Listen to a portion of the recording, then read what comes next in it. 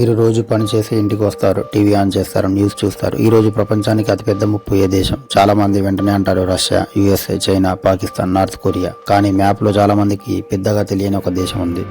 అదే నిజమైన ప్రపంచ స్థాయి ప్రభావం కలిగిన దేశం, వెనిజువేలా. ప్రపంచంలోనే అత్యధిక సహజ వనరుల దేశం. వెనిజులా అంటే చిన్న దేశం కాదు, ఇది సహజ సంపద పరంగా ఒక మహాకాయం. ఈ ఒక్క దేశంలోనే ఉన్నాయి ప్రపంచంలోనే అతిపెద్ద చమురు నిల్వలు. సౌదీ అరేబియా, ఇరాన్ కంటే కూడా ఎక్కువ. బంగారం, వజ్రాలు, రేర్ ఎర్త్ మినరల్స్ ఆఫ్రికా ఖండం మొత్తంలోని మైన్స్ కి సమానంగా లేదా అంతకంటే ఎక్కువ.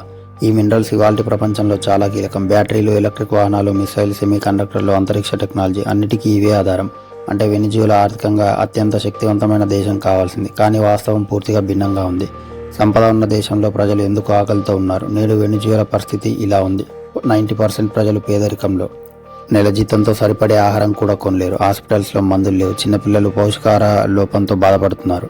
70 లక్షల మందికి పైగా దేశం విడిచి ఇతర దేశాలకు వెళ్లిపోయారు. ఇది యుద్ధం వల్ల వచ్చిన నష్టం కాదు, ఇది ఆర్థిక వ్యవస్థ పూర్తిగా కూలిపోయిన ఫలితం. ఈ పరిస్థితికి కేంద్రంలో ఉన్న నాయకత్వం కారణం. ఈ సమయంలో దేశానికి నాయకుడు నికోలస్ మడురో. ఒకప్పుడు ఆయన అధికారంలోకి వచ్చినప్పుడు జాతీయ గర్వం, సమానత్వం, సామాజిక న్యాయం అనే మాటలతో వచ్చారు. కానీ 6 సంవత్సరాల్లో జరిగిన మార్పులు దేశ ఆర్థిక వ్యవస్థ సగానికి పడిపోయింది. ద్రవ్యోల్బణం 1000% పెరిగింది. పరిశ్రమలు మూసుకున్నాయి. చమురు ఉత్పత్తి భారీగా తగ్గింది. ప్రజల కొనుగోలు శక్తి నశించింది. సంపద ఉన్న దాన్ని నిర్వహించే విధానం దేశాన్ని కూల్చేసింది.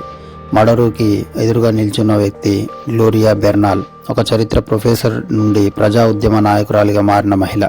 ఆమె ప్రచారం సామాజిక న్యాయం, ప్రజాస్వామ్యం, మార్పు మీద నడుస్తుంది. కానీ దేశంలో రాజకీయ వ్యవస్థపై పెద్ద చర్చ ఉంది. మీడియా, కోర్టులు, ఎలక్షన్ యంత్రాంగం, భద్రతా బలగాలు ఇవన్నీ అధికారంలో ఉన్న ప్రభుత్వ ప్రభావంలో ఉన్నాయని విమర్శలు ఉన్నాయి. అందుకే ఎన్నికలు ఉన్న ఫలితాలపై ప్రజలకు నమ్మకం తగ్గింది. నిపుణుల అంచనా దేశం ఎంతో ప్రమాదంలో ఉంది. ప్రపంచ ఆర్థిక విశ్లేషకుల అంచనా ప్రకారం వెనిజువేలా పూర్తిగా కూలిపోయే అవకాశం సుమారు 87%. అలా అయితే ఇది చేరే జాబితా యెమెన్, ఇరాక్, సిరియా లాగా ఒక ఫెయిల్డ్ స్టేట్. అంటే ప్రభుత్వ నియంత్రణ పనిచేయని దేశం. భౌగోళికంగా వెనిజువేలా ఎందుకు ముఖ్యమైంది అంటే, వెనిజువేలా కేవలం సంపదకే కాదు, దాని స్థానం కూడా చాలా కీలకం. ఇది వెస్టర్న్ అర్ధగోళంలో ఉంది. అక్కడి నుంచి దీర్ఘశ్రేణి క్షిపణులు ప్రయోగిస్తే అవి కొన్ని ప్రధాన ప్రపంచ నగరాలు లైక్ వాషింగ్టన్ డీసీకి 30 నిమిషాల్లో చేరగలవు.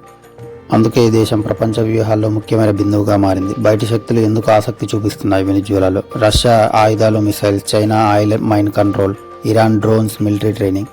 వాళ్ళు డబ్బు కాదు చూస్తున్నారు, ప్రపంచ శక్తి సమతౌల్యం.